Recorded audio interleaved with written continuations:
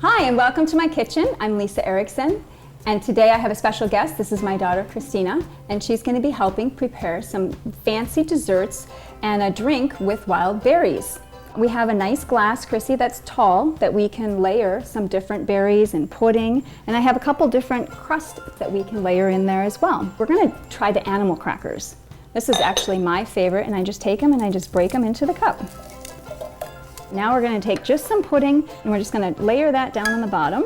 Pineapple, which I love from Dole, it always tastes sweet and yummy. We're just going to layer a little bit of that in there. And now we're going to put some blackberries. Perfect. Now we're going to go back to our pudding layer. We're just going to drop that on top just a little bit.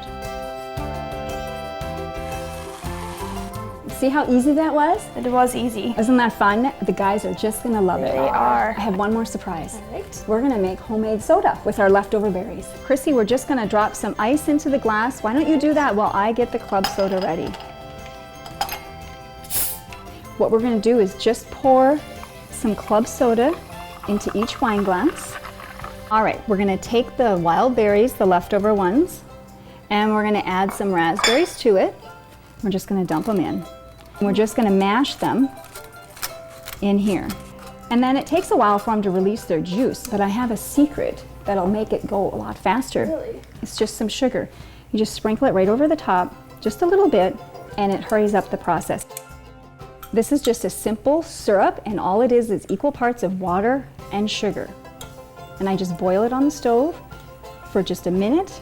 And now, Chrissy, if you want to put a scoop raspberry juice in each one, they'll taste better than anything you can buy in the store. Isn't it beautiful? The guys are gonna love this. Yes, they are. Well, we sure had some fun making some treats with wild berries and store-bought berries. And Chrissy, thank you for your help. And that's your Mama's Wild Chow.